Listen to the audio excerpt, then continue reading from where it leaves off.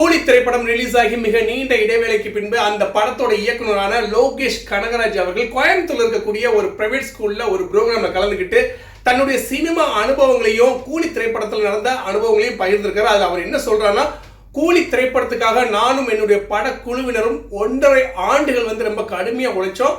நாங்கள் முன்கூட்டியே ட்ரெய்லர் கூட ரிலீஸ் பண்ணல. ஆனால் நம்மளுடைய ரசிகர்கள் அவங்க இஷ்டத்துக்கு பயங்கரமான எதிர்பார்ப்பு உருவாக்கிட்டாங்க.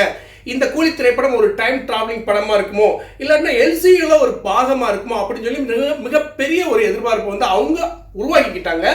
அந்த எதிர்பார்ப்புகளை பற்றி நான் குறை சொல்லவே முடியாது. அதற்காக அவங்க எதிர்பார்ப்புக்கு ஏற்ற மாதிரி நானும் கதை எழுத முடியாது.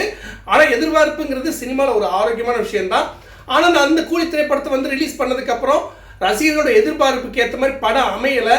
ஆனால் வரக்கூடிய திரைப்படங்களில் நான் ரசிகர்களுடைய எதிர்பார்ப்பை பூர்த்தி செய்கிற மாதிரி திரைப்படங்கள் எடுப்பேன் அப்படிங்கிற ஒரு விஷயத்தை முன்னிலைப்படுத்தி பேசியிருக்காரு. அது மட்டும் கிடையாது, தமிழ் சினிமாவில் 3 பேர் எனக்கு முக்கியமானவங்க. அதில் கமல் சார் ஒருத்தர், ரஜினிகாந்த் ஒருத்தர், அதுக்கப்புறம் விஜய் அவர்கள். கமல் சாரை பற்றி நான் சொல்லணும்னா, கமல் சாரை பார்த்து தான் சினிமா துறையில் சாதிக்கணும்னு சொல்லி உள்ள எப்படி ஒவ்வொரு சினிமாவுக்கும் வித்தியாசமான கேரக்டர் உருவாக்கி வித்தியாசமான கதையம்சத்தில் கமல்ஹாசன் அவர்கள் நடிப்பாரோ, அது மட்டும் இல்லாமல் தொழில்நுட்பம் சார்ந்த பல விஷயங்களை சினிமா துறைக்காக கொண்டு வந்தாரோ, அதே போல் நான் வித்தியாசமான கதைகளை படைக்கணும், வித்தியாசமான இயக்குனராக இருக்கணும்னு சொல்லி தான் இந்த சினிமா துறைக்குள்ள அதற்கு முக்கியமான ஒரு ஆள் கமல்ஹாசன் அவர்கள். அது மட்டும் கிடையாது, இப்போ சமீபத்தில் இந்த கூலி திரைப்படத்தில் சூப்பர் ஸ்டார் ரஜினிகாந்த் அவர்களுடைய இணைந்து பணியாற்றியதன் மூலம் எப்படி பொறுமையாக அதே நேரத்தில் நிதானமாக செயல்படுங்கிற விஷயத்த சூப்பர் ஸ்டார் கற்றுக்கிட்டு போக நடிகர் விஜய் அவர்கள் எனக்கு ஒரு அண்ணன் மாதிரி அப்படிங்கிற விஷயத்த 3 ஜாம்பவான்களை பற்றி அவர் பேசியிருக்காரு.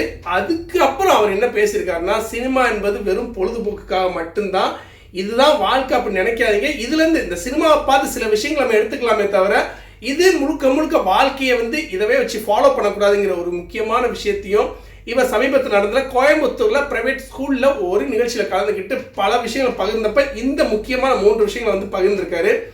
பாப்போம், மனுஷனுக்கு இந்த சினிமா மூலமாக நிறைய அனுபவம் கிடைச்சிருக்கு. அதை அப்பப்போ பொதுவெளியில் ஷேர் பண்ணிக்கிறாரு. அதே நேரத்தில் இந்த கூலி திரைப்படத்தில் இவர் மேலே வைக்கப்பட்ட விமர்சனங்களுக்கு கூடிய சீக்கிரம் ஒரு மிகப்பெரிய ஒரு விஷயத்த, மிகப்பெரிய ஒரு நேர்காணல் இன்டர்வியூ மூலமாக கொடுப்பாருங்கிறதுல நம்ம எதிர்பார்ப்போடு இருப்போம்.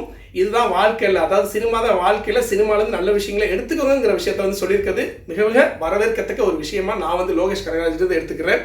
பாவம், மீண்டும் ஒரு தகவலுடன்